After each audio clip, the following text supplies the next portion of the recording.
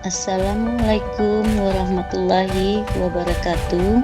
Bertemu lagi dengan saya Saprida, calon guru penggerak Angkatan 7, Kecamatan Kuala Cenaku, Kabupaten Indragiri Hulu, Provinsi Riau. Pada kesempatan kali ini, saya akan menyampaikan aksi nyata pada modul 1.4 tentang penerapan budaya positif. Adapun langkah awal yang saya ambil, meminta izin dengan kepala sekolah dan berdiskusi mengenai aksi nyata budaya positif yang akan diterapkan di sekolah. Selanjutnya, saya mensosialisasikan pentingnya penerapan budaya positif di lingkungan sekolah kepada rekan-rekan guru dan komite sekolah.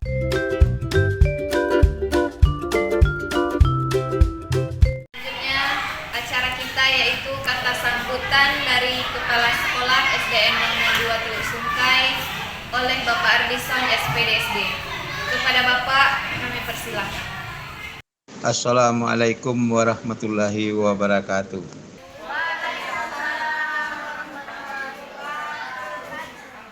Yang saya hormati Bapak dan Ibu guru yang telah hadir dan juga komite sekolah dalam acara sosialisasi dari CGP Angkatan ke-7 yang nantinya akan disampaikan langsung oleh Bu Saprida SPDSD.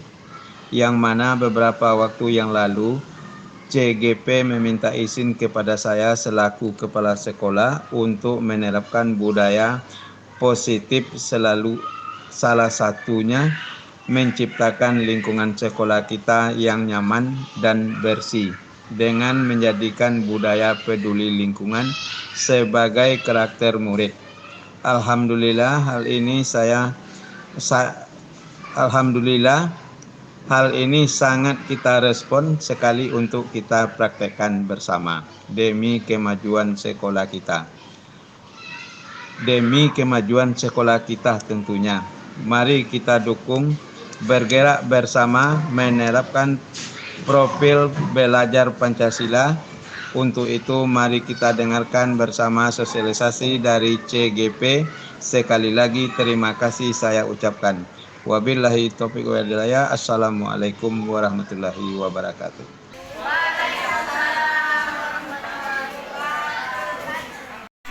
Ke acara inti. Baiklah Bapak Ibu sekalian, marilah sama-sama kita mendengarkan sosialisasi budaya positif yang akan disampaikan oleh Ibu Syafridah SPDSD. Kepada Ibu kami persilakan. Bapak Ibu sekalian, sebelum kita menerapkan budaya positif kita di sekolah, tentunya kita harus tahu terlebih dahulu apa itu yang kita namakan dengan budaya positif. Nah, di sini budaya positif adalah suatu pembiasaan yang bernilai positif, di dalamnya mengandung sejumlah kegiatan yang mampu menumbuhkan karakter murid. Selanjutnya, kita harus tahu yang dimaksud dengan disiplin positif. Nah, di sini disiplin positif adalah proses pembelajaran. Disiplin positif merupakan pendidikan mendidik anak untuk melakukan kontrol dan pembentukan kepercayaan diri. Disiplin berbeda sama sekali dengan hukuman, meskipun disiplin sering diterapkan dengan menggunakan teknik hukuman. Kemudian, hal yang kita butuhkan di dalam disiplin positif ini, Bapak Ibu sekalian, menurut Najla Shihab, salah satu praktisi pendidikan yang mengedepankan disiplin positif, membutuhkan kesepakatan dan peraturan yang dijalankan dengan konsisten serta pengendalian emosi yang baik. Nah, kemudiannya lagi,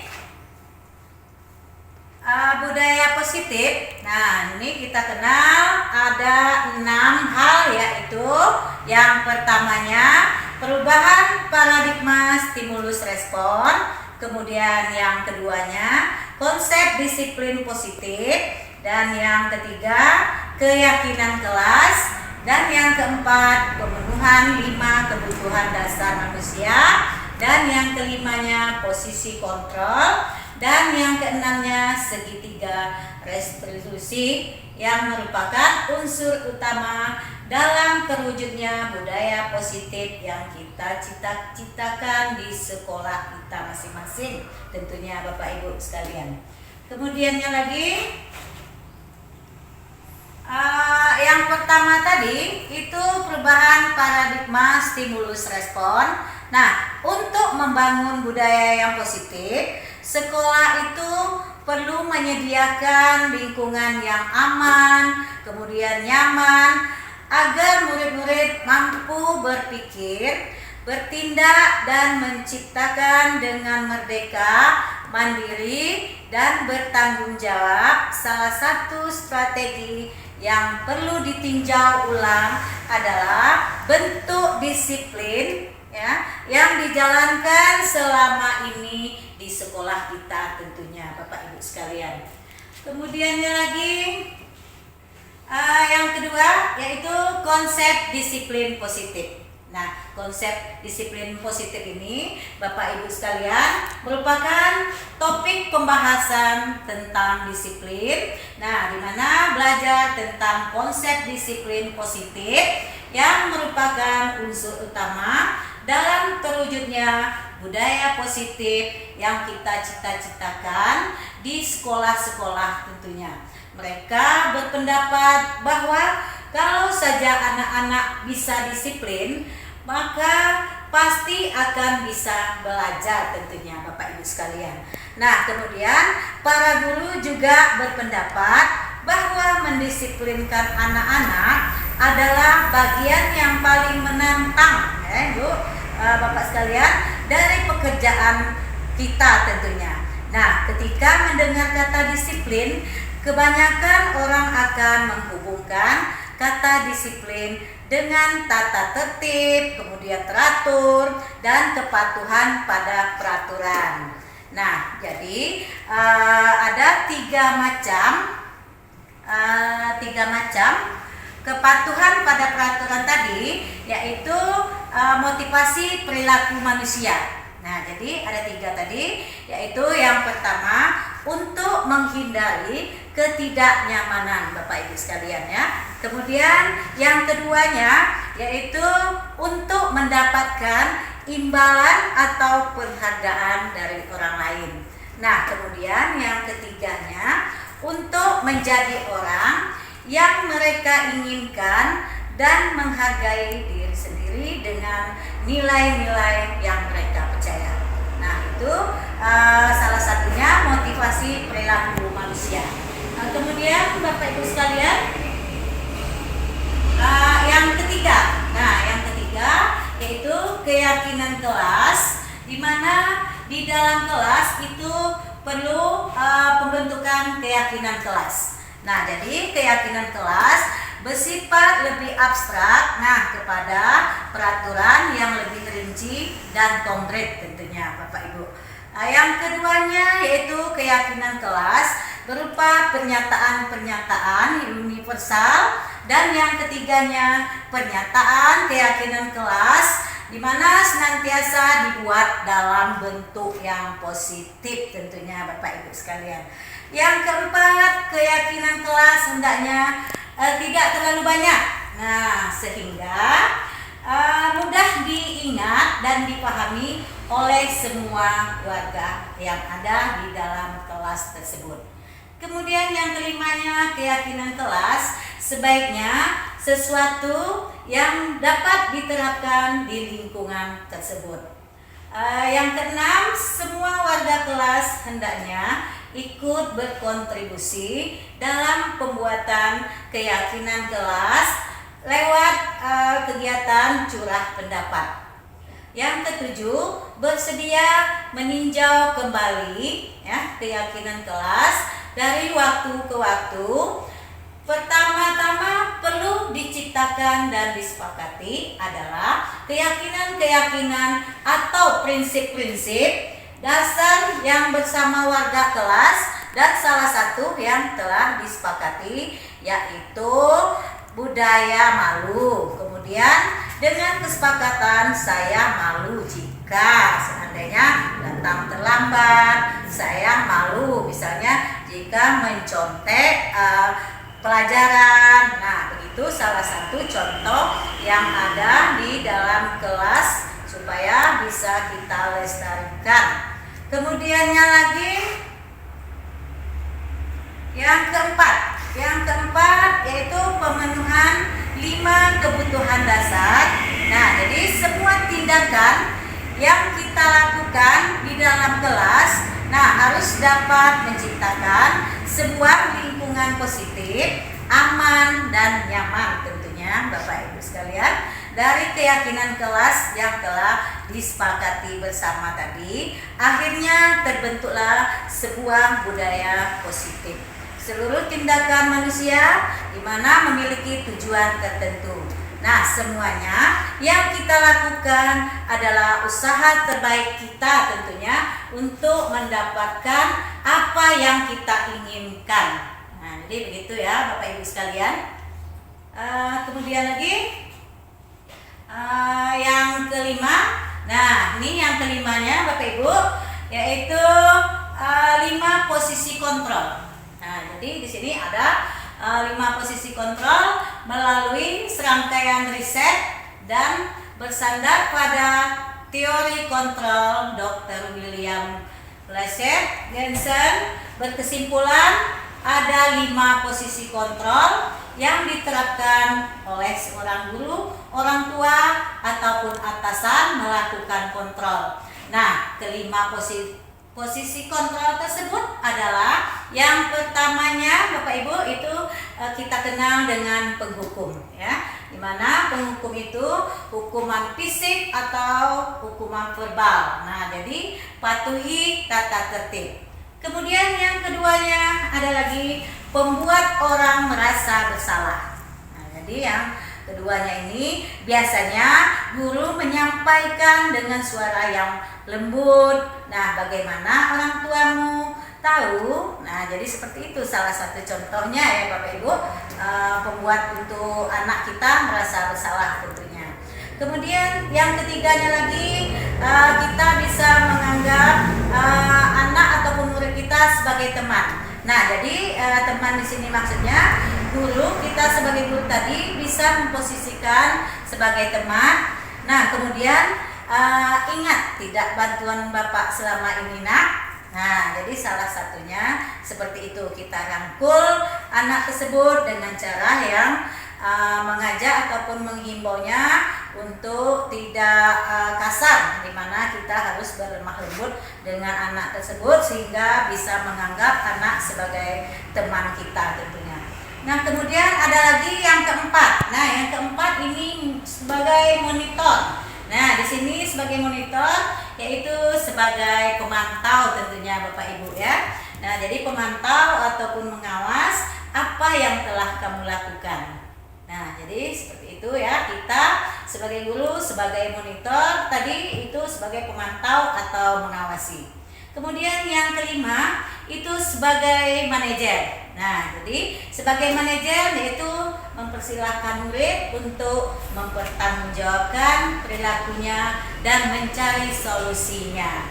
Salah satu contohnya kita di dalam kelas misalkan ada terjadi suatu kesalahan apabila anak misalkan tidak memakai pakaian lengkap seragam. Nah, kita panggil dengan cara mencari solusinya, ditanya apa sebabnya dan apa kendalanya sehingga bisa kita cari jalan solusinya. Ya, kita lanjut Bapak Ibu sekalian, masih semangat Bapak Ibu sekalian. Yang keenam yaitu segitiga restitusi. Nah, jadi selama ini segitiga restitusi ada yang tahu Bapak Ibu sekalian? Ya, untuk itu restitusi itu ya adalah proses menciptakan kondisi bagi murid-murid untuk memperbaiki kesalahan. ya, dengan langkah-langkahnya. Yang pertama yaitu untuk menstabilkan identitas. Nah, kita semua akan melakukan hal terbaik yang bisa kita lakukan tentunya. Kemudian yang keduanya, validasi tindakan yang salah. Nah, itu semua perilaku memiliki alasan tentunya. Jadi itu yang keduanya. Yang ketiga yaitu menanyakan keyakinan. Nah, kita semua memiliki motivasi internal tentunya. Jadi ada 3 restitusi tadi untuk menciptakan proses, menciptakan kondisi bagi murid untuk memperbaiki kesalahannya tadi. Ini Ibu Bapak sekalian, yang 3-nya tadi. Kemudiannya kita lanjut lagi, dimana sebelum menerapkan budaya positif kita harus juga tahu dan memahami juga semacam profil Pancasila tentunya Bapak Ibu ya. Nah, di mana profil Pancasila ini ya kita kenal dengan 6 elemen Bapak Ibu sekalian ya. 6 elemen tersebut di dalam profil Pancasila yaitu berakhlak mulia, kemudiannya berkebinekaan global, kemudian mandiri, dan juga bergotong royong, bernalar kritis, dan kreatif. Nah, jadi itu yang dinamakan dengan profil Pancasila tadi, ada 6 elemennya Bapak Ibu sekalian. Kemudian yang selanjutnya, sebelum itu kita harus tahu, nah terlebih dahulu keyakinan kelas. Nah, jadi keyakinan kelas adalah salah satu disiplin positif yang bisa kita terapkan dalam membangun budaya positif di sekolah tentunya. Dengan adanya keyakinan kelas, nah di setiap kelas diharapkan dapat mewujudkan tujuan pendidikan yang berorientasi kepada profil Pancasila kita yang tadi tentunya Bapak Ibu. Kemudian kita lanjut, kesepakatan kelas. Nah, jadi tadi sudah kita tahu ada keyakinan kelas. Setelah kita buat bersama, timbullah kesepakatan kelas tadi ya, yang sudah dibuat bersama di dalam kelas. Dicari yang mana yang sesuai untuk disepakati bersama. Kesepakatan kelas yaitu adalah sebuah pendekatan yang lebih baik dengan mengedepankan peran aktif murid sebagai subjek pendidikan, sehingga setiap pendapat murid perlu dihargai. Nah, jadi selanjutnya apa itu tujuan kesepakatan di kelas? Nah, jadi kesepakatan kelas yang efektif tujuannya yaitu dapat membantu dalam pembentukan praktik Bapak Ibu sekalian, baik itu dan budaya disiplin positif di kelas ya. Hal ini juga dapat membantu proses belajar mengajar yang lebih mudah dan tidak menekan. Nah, jadi itu salah satu manfaat ataupun tujuan dari kesepakatan kelas yang efektif tadi. Kemudian di sini terdapat 5 tingkat kebutuhan dasar. Nah, jadi 5 kebutuhan dasarnya Bapak Ibu sekalian seperti ini ya, yang di grafik atau di piramida kita ini 5 kebutuhan dasarnya, yaitu salah satunya kebutuhan fisiologis. Nah, itu yang pertamanya. Kemudian kebutuhan akan rasa aman, ada lagi kebutuhan akan rasa memiliki dan kasih sayang, kemudian kebutuhan akan penghargaan, dan kebutuhan akan aktualisasi diri. Nah, jadi itu 5 tingkat kebutuhan dasar.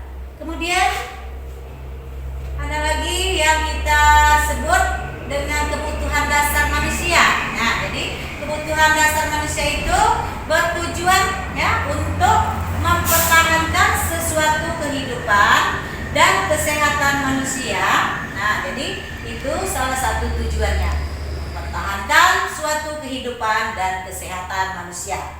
Setiap manusia memiliki 5 kebutuhan dasar seperti yang kita sebutkan tadi. Salah satunya yaitu fisiologis tadi, kemudian keamanan, cinta, kemudian harga diri, dan aktualisasi diri. Nah, jadi itulah kebutuhan dasar manusia tentunya. Sekarang kita lanjut lagi, Bapak Ibu sekalian. Menurut Dian Gosen itu menyatakan ada 3 hal ya, 3 hal di sini maksudnya motivasi perilaku manusia. Nah, jadi motivasi manusia itu ada 3. Nah, jadi 3 itu yang pertamanya yaitu untuk menghindari ketidaknyamanan atau hukuman. Nah, jadi itu yang pertama Bapak Ibu sekalian. Kemudian yang keduanya untuk mendapatkan imbalan atau penghargaan dari orang lain.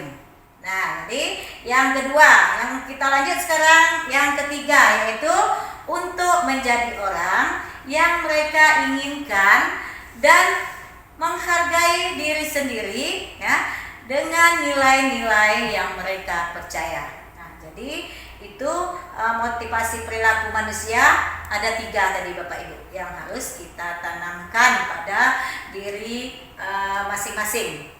Kemudiannya lagi Gosen setelah berkesimpulan ya bahwa terdapatlah 5 posisi kontrol tentunya yang dapat diterapkan oleh seorang guru. Nah, kelima posisi kontrol tersebut adalah guru sebagai penghukum, kemudian pembuat rasa bersalah, kemudian teman, pemantau, dan manajer tentunya. Bapak Ibu sekalian, rasanya hanya ini pada pertemuan ini ya Bapak Ibu sekalian. Dan sebelum saya akhiri, akan saya tutup dengan sebuah pantun yang kira-kira bunyinya seperti ini ya Bapak Ibu sekalian.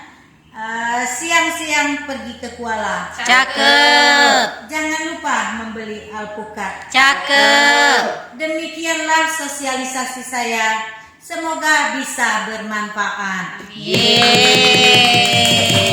Terima kasih. Billahi taufiq wal hidayah. Wassalamualaikum warahmatullahi wabarakatuh. Waalaikumsalam warahmatullahi wabarakatuh.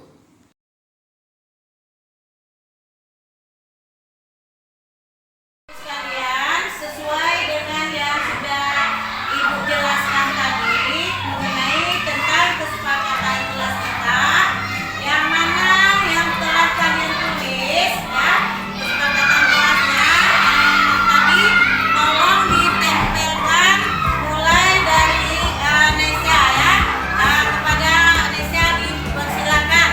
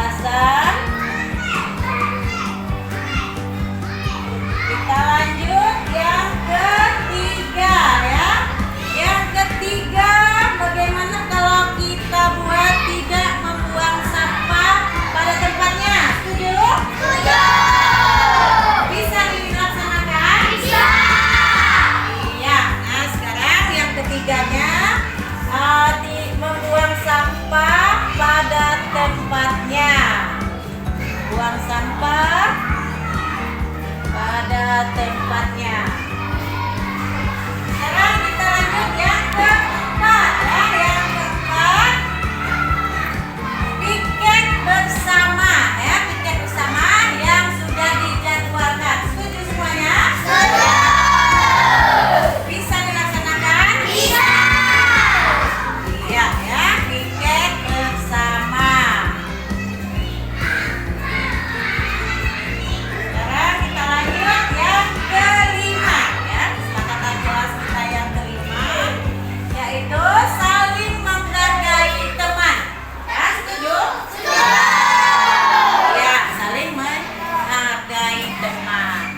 Saling menghargai teman. Sekarang kita lanjut lagi yang sudah kalian buat tadi. Yang keenam yaitu tidak boleh berkelahi dengan teman. Ya, setuju? Setuju. Yakin? Yakin. Bisa dilaksanakan? Bisa. Ya, tidak berkelahi dengan teman. Sekarang yang terakhir ya, kita tengok lagi yang terakhir, yang ketujuh, kesepakatan kelas kita, yaitu memakai pakaian dengan rapi. Setuju itu? Setuju. Iya, bisa dilaksanakan? Bisa. Ya, memakai pakaian dengan rapi. Nah, jadi inilah kesepakatan kelas kita ya, yang sudah sama-sama kita buat tadi. Bisakah kalian laksanakan semua ini? Bisa.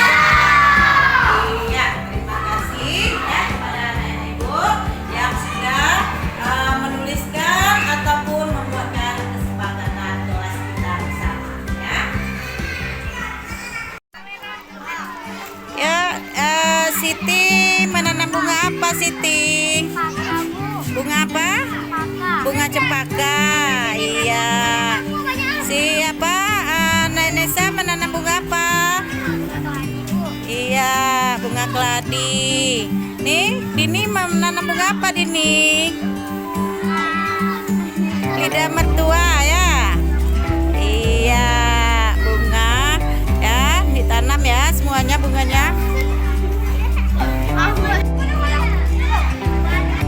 Ya Putri, bunganya disiram semua ya.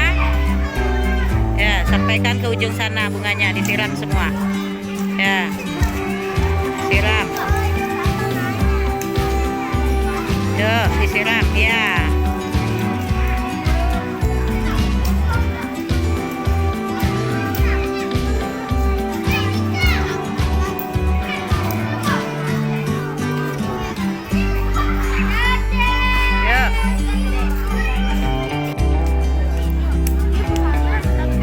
Dicabut rumputnya ya, rumputnya dibersihkan semua, rumputnya Gading.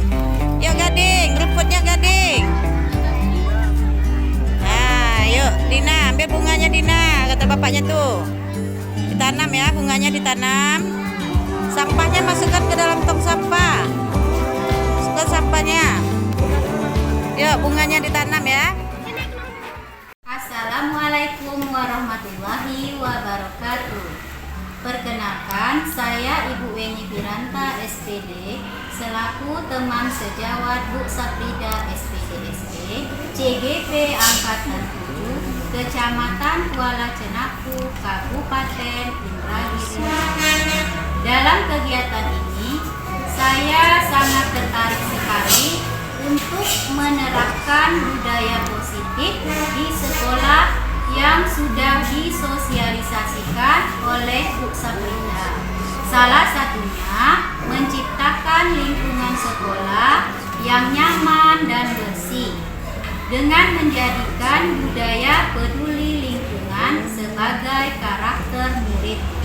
Alhamdulillah, banyak perubahan yang terjadi seperti murid memiliki semangat gotong royong dan bertanggung jawab, dan